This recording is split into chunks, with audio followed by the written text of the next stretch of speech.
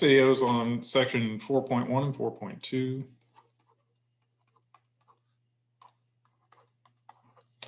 4.1 deals with vectors for position, velocity, and acceleration. We've largely been talking about them as vectors already, but as we're moving into doing two-dimensional motion, we want to be a little more precise in what we're talking about. So we can begin by, I wrote an X here, but I'm going to use an R because that's what I typically use for position vectors.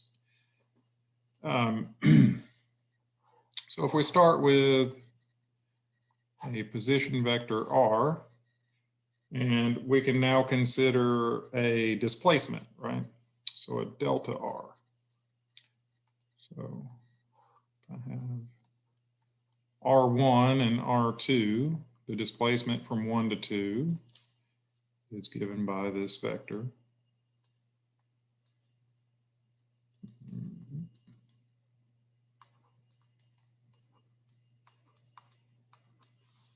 The resultant. All right, now that we have a displacement, we can talk about velocity, right? Because we said that average velocity is a displacement over time. So if we want to approach that, what can we say here? What we can say here is that time being a scalar means that the velocity is in the same direction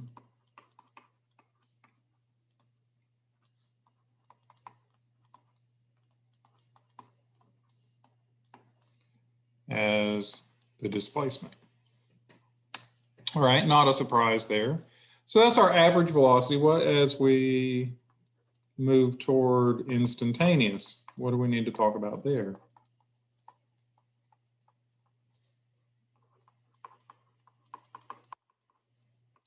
Well, remember we said that we're going to take a derivative, right, to get our instantaneous velocity, and that gives us a tangent line to a curve.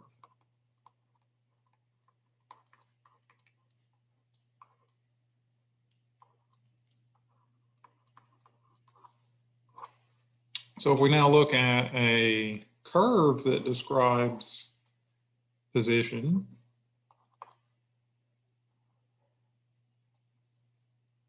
if we were to look at the velocity at this point, it would be tangent. The velocity at this point would be tangent. And we could now look at a change in velocity. Remember that vectors are free to move around, right? It's just a distance and a direction, or a length and a direction. Not a length either, a magnitude and a direction, right? A distance and a length, those describe specific dimensions, right? When we talk about the size of a vector, magnitude is the proper word. But what I'm trying to say is I can just copy this vector over and copy this vector over. There's my V1 and V2. And now my delta V is in that direction. Well, again, we defined average acceleration in terms of a delta V.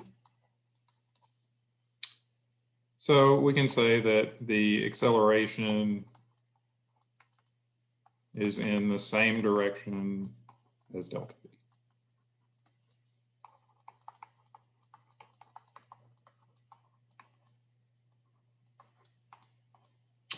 All right, what else do I want to say about this right now? And that's everything in chapter 4.1, talking about these vector relationships. All right, 4.2, we're starting to talk about 2D motion with a constant acceleration.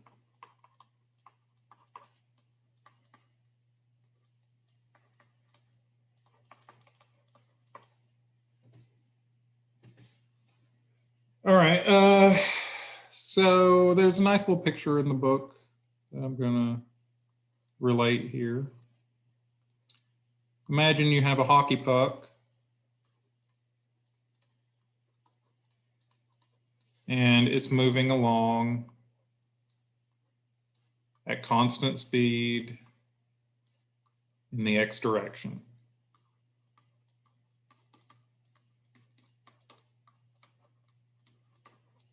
Right. Assuming a standard coordinate system here. Now let's imagine that it has that same speed in the x direction, but now we're going to give it just a little push to start it off in the y direction.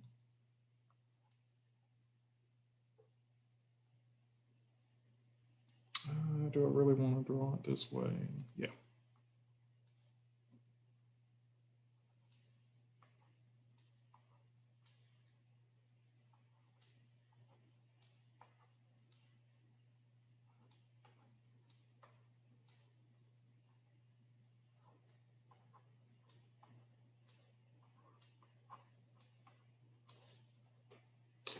All right, so now you can see that it has a constant speed in the x and a constant speed in the y. All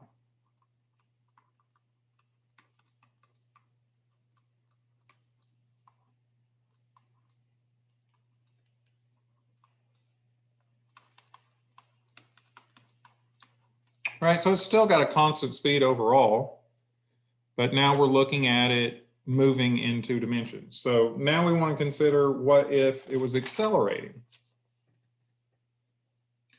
And we can approach this with the separate dimensions. For example, if I describe a vector A, we said that can be ax times I plus ay times j plus az times k, and that describes that vector.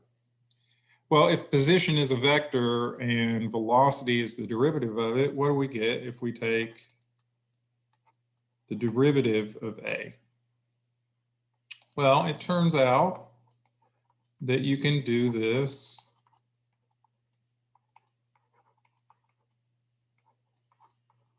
separately in each dimension, right?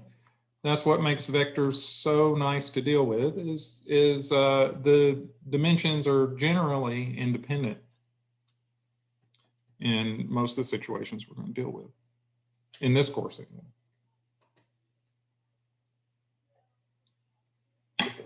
All right. What do I want to say from there?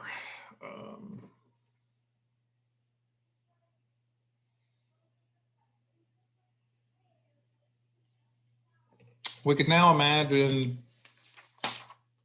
what if we have in our hockey puck example, what if we have a constant x and a positive acceleration in the y. So let's say ax is 0, az is 0, but ay is greater than 0. What would our hockey puck look like in that example? So here it is moving in the x direction. And then a little bit later, it's moving in the x direction with a little bit of y velocity. Moving in the x direction with more y velocity. Moving in the x direction with even more y velocity.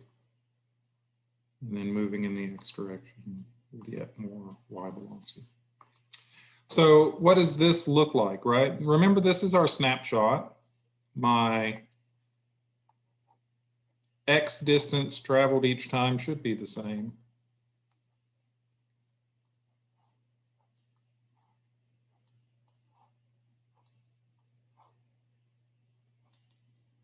Right, because we're moving at a constant speed in the x. But my y distance traveled each time, I'm accelerating in the y direction. So over each increment,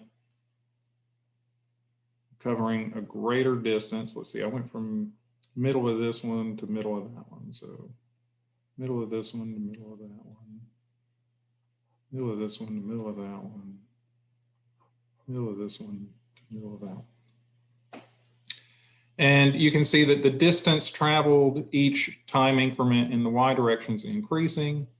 And that gives us, if we have a constant a in the y direction, a parabolic motion.